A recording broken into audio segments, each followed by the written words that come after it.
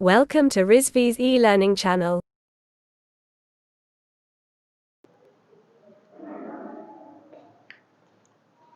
Good morning. Quantity estimation and construction management, आज का जो टॉपिक है हमारा वो है centre line method. Centre line method हम पढ़ेंगे कि सेंटर लाइन मेथड के माध्यम से इसके थ्रू कैसे हम एस्टिमेशन करते हैं। जो भी हमारी एस्टिमेटेड क्वांटिटीज निकालनी होती हैं, जैसे अर्थवर्क एक्सकवेशन, ठीक है, कंक्रीटिंग कितना किया सुपर स्ट्रक्चर के लिए और सब स्ट्रक्चर के लिए ब्रिक वर्क कितना किया, इसकी क्वांटिटी का एस्टिमेट बनाने के लिए, इसकी क्वांटिटी का एस्टिमेशन करने के लिए। कि एस्टिमेशन मतलब किसी चीज़ का एस्टिमेशन करना, सब्जेक्ट का नाम ही है क्वांटिटी एस्टिमेशन। तो एस्टिमेट बनाना मतलब एक प्रारूप बनाना कि उस कार्य में कितना खर्चा हुआ।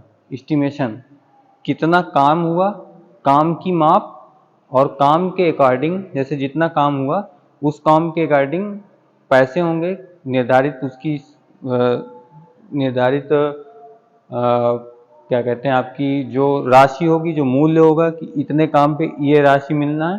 तो उस राशि से जब हम गुणा कर देंगे, उस राशि से जब हम मल्टीप्लाई कर देंगे, तो काम के अकॉर्डिंग हमारी निर्धारित राशि आ जाएगी, कितना पैसा लगा टोटल। ठीक, बेसिकली इस सब्जेक्ट का काम है कि टोटल एस्टिमेशन करना काम का और पैसे का, कि लगभग कितने में प्रोजेक्ट होगा। ठीक, तो जैसे कि इसके नाम और काम से ही आप समझ सकते हो कि कितना इम्पोर्टेंट सब्जेक्ट है, क्योंकि बिना किसी प्रोजेक्ट की वैल्यू डिसाइड किए हुए आप टेंडर नहीं भर सकते हो, आप सही टेंडर नहीं भर सकते हो, और आप सही तरीके से प्रोजेक्ट को कंप्लीशन नहीं कर सकते हो जब तक कि आपको एक रफ एस्टिमेटेड वैल्यू नहीं पता हो।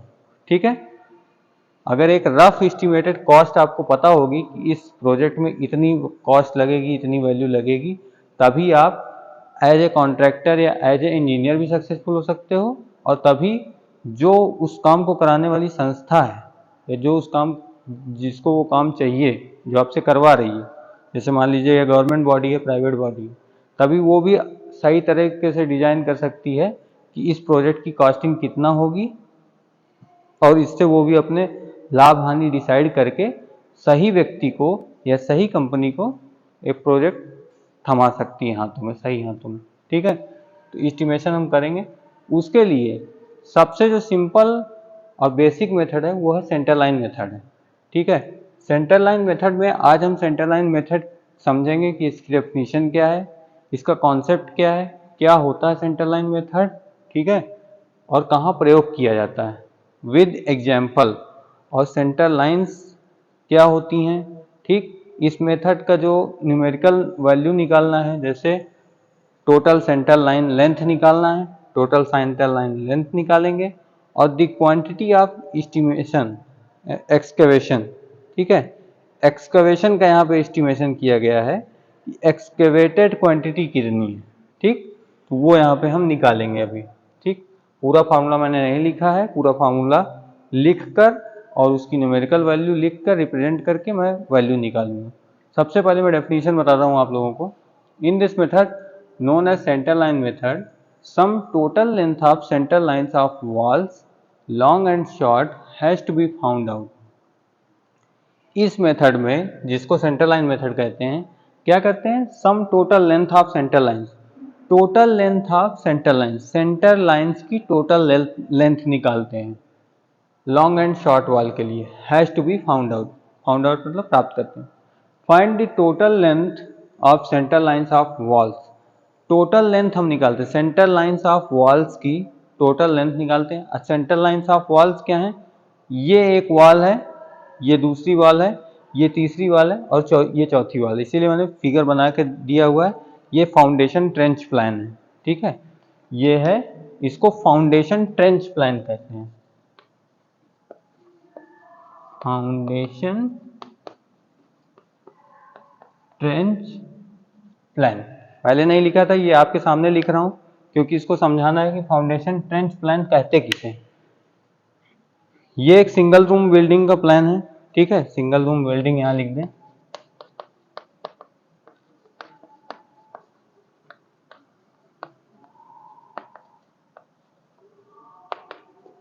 ठीक, ये एक सिंगल रूम बिल्डिंग है। सिंगल रूम बिल्डिंग का फाउंडेशन ट्रेंच प्लान, मतलब ये जमीन है जहाँ पे हमें एक कमरे का मकान बनाना है, सिंगल रूम बिल्डिंग बनाना है। सिंगल रूम बिल्डिंग बनाने के लिए सबसे पहले कोई भी सिविल वर्क आप स्टार्ट करोगे, सबसे पहले अर्थवर्क करोगे। सबसे पहले क्या करोगे? Earthwork, excavation. किस लिए? फाउंडेशन के लिए। सबसे पहले कहा जाता है ना कि फाउंडेशन तैयार करते हैं, ठीक। तो फाउंडेशन तैयार करने के लिए, फाउंडेशन बनाने के लिए सबसे पहले आप अर्थवर्क करोगे। अर्थवर्क मतलब मिट्टी की खुदाई करोगे। एक्सकवेशन मतलब खुदाई होता है, एक्सकवेशन का हिंदी मीनिंग। और अर्थवर्क, चूंकि अर्थ पे किया गया कार्य है वो, इसलिए उसको अर्थवर्क कहते हैं, ठीक। तो हम मिट्टी खोदेंगे, ठीक। एक डेफिनेट लेंथ होगी, एक डेफिनेट ब्रेड्थ होगी, एक डेफिनेट डेप्थ होगी जो हम खोदेंगे।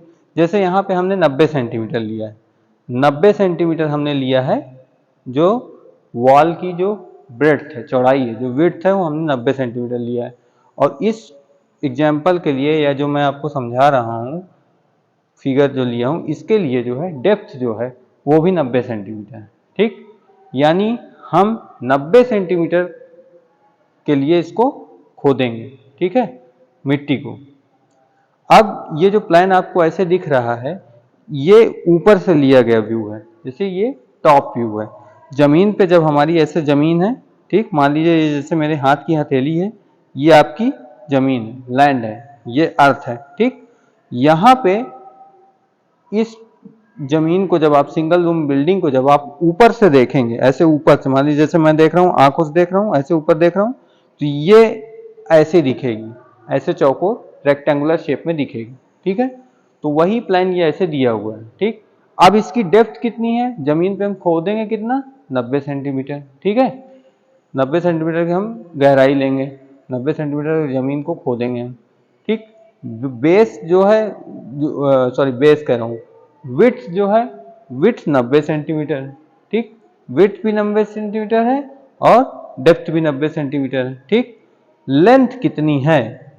मेन जो चीज आती है वो है लेंथ। आपकी लेंथ है 5.30 मीटर। और ये लेंथ जो है 5.30 metre, centre to centre, C by C. अब इस सी बाई सी का मतलब क्या होता है?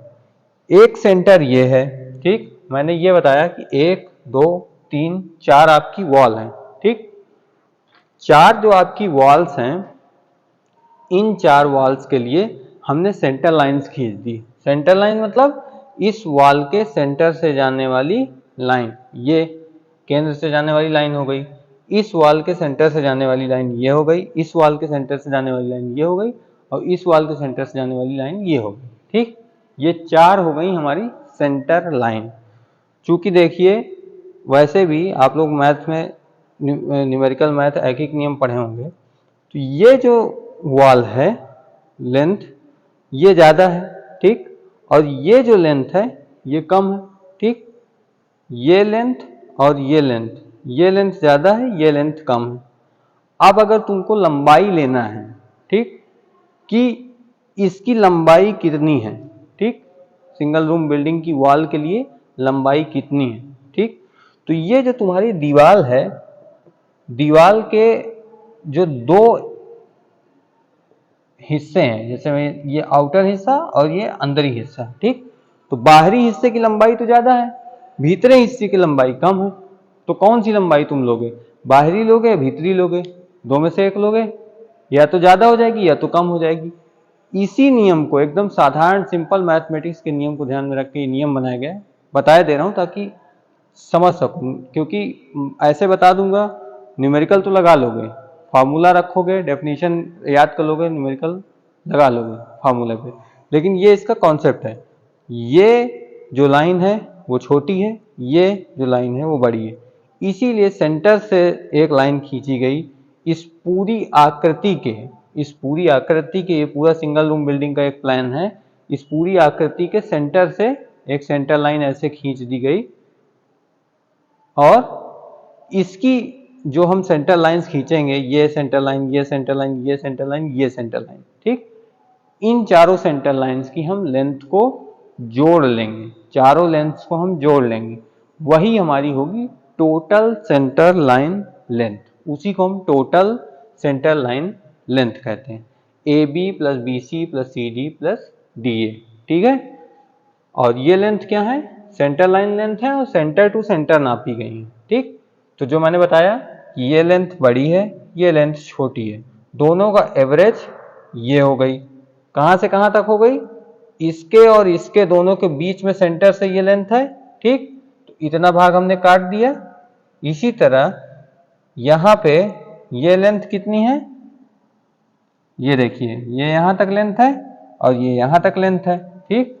इतनी क्या है, ये जो इस रेखा के और इस रेखा के बीच का जो अंतर है वो क्या है, वो इस वॉल की विड्थ है, चौड़ाई है, 90 सेंटीमीटर है, जो कि इस वॉल की भी है, इस वॉल की भी है, इस वॉल की भी, इस वॉल, सारी जितनी भी चारों वॉल्स हैं, चारों वॉल्स की विड्थ सेम है और 90 सेंटीमीटर है, ठीक। तो इन दोनों के बीच में अंतर कितना हुआ, 90 सेंटीमीटर। तो इसके और इसके दोनों के बीच की जगह कौन सी हुई, ये हुई, ये सेंटर पॉइंट हुआ, वही लिया हुआ है, ठीक। ये तो हो गया आपका कॉन्सेप्टुअल बेसिस। और सेंटर टू सेंटर डिस्टेंस, इस सेंटर से इस सेंटर तक की डिस्टेंस कितनी दी हुई है, 5.30 मीटर सेंटर टू सेंटर, ठीक।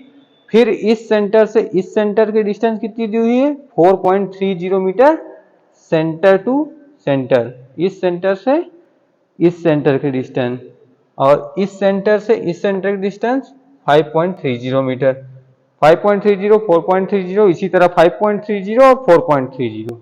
यहाँ पे चारों वैल्यूज को लिख दो,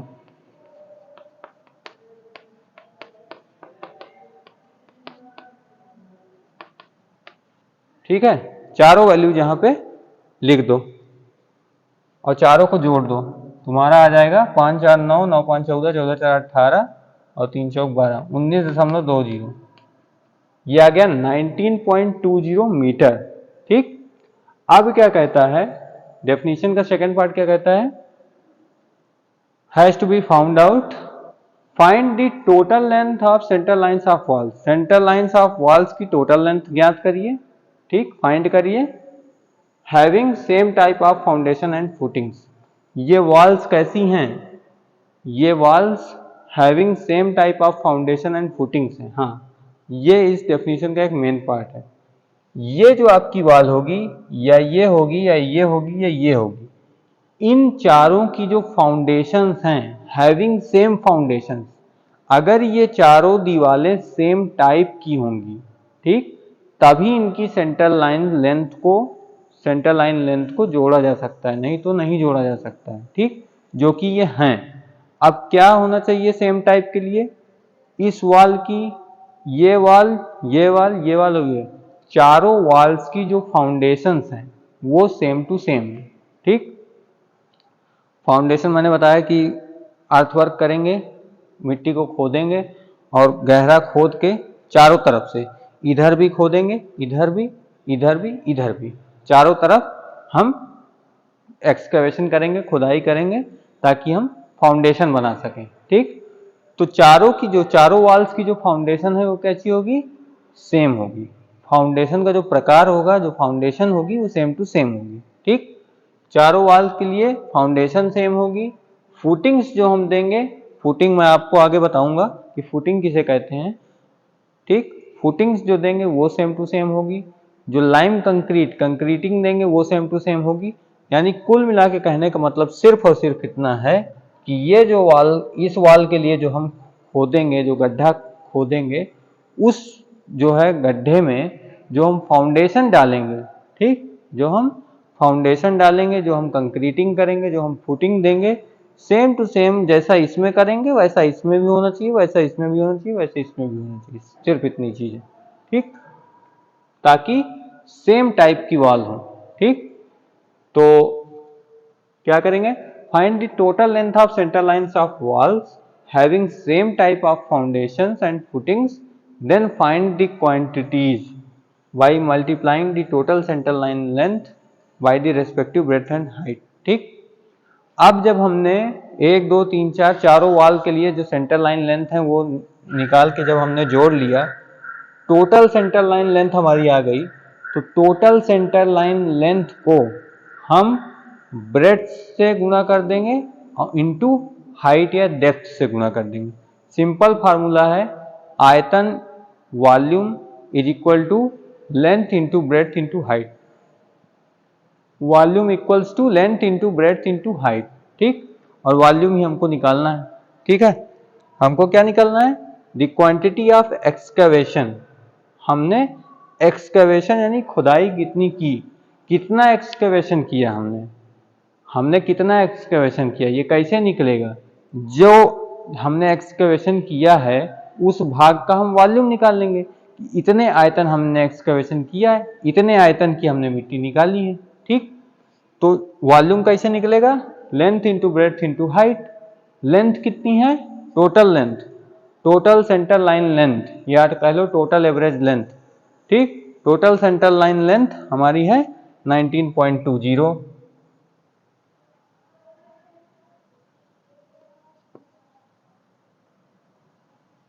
उसी चीज को यहाँ पे लिखा हुआ है A B into 90 centimetre into 90 centimetre plus B C into 90 centimetre, ठीक, सेंटीमीटर में, plus C D into 90 centimetre plus D A into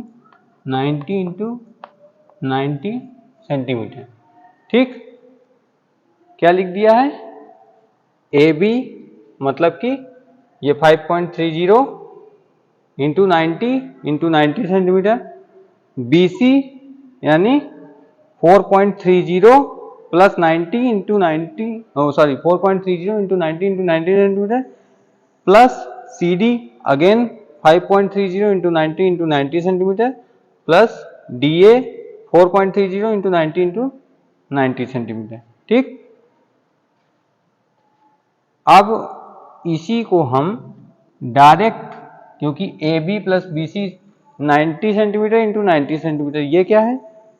ये है तुम्हारी तो सेंटर लाइन लेंथ, ये है ब्रेड्थ और ये है डेप्थ, ठीक। तो ब्रेड्थ चारों वाल के लिए 90 सेंटीमीटर है, डेप्थ चारों वाल के लिए 90 सेंटीमीटर है, चौड़ाई और गहराई चारों वाल्स सेम टाइप की हैं, चारों वाल के लिए सेम टू सेम, ठीक।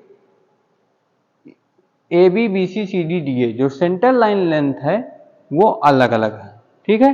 तो हम क्या करेंगे? Centre line length A B plus B C plus C D plus D A बाहर निकाल लेंगे इंटू 90 सेंटीमीटर कर लेंगे। और 19.20 में 90 सेंटीमीटर क्या हो जाएगा? 0.90 मीटर इंटू 0.90 मीटर, और ये जो वैल्यू आएगी यही हमारी जो है quantity of excavation, total quantity of excavation हो जाएगी, ठीक। डेफिनीशन और डेफिनीशन विद न्यूमेरिकल मैंने समझा दिया है। इसके बाद नेक्स्ट क्लास में ये बताऊंगा कि कैसे इस मेथड का और किस चीज़ में उपयोग होता है, इस मेथड के लिमिटेशन क्या है और ये मेथड प्रयोग कहाँ पे होता है, ठीक है। Thank you.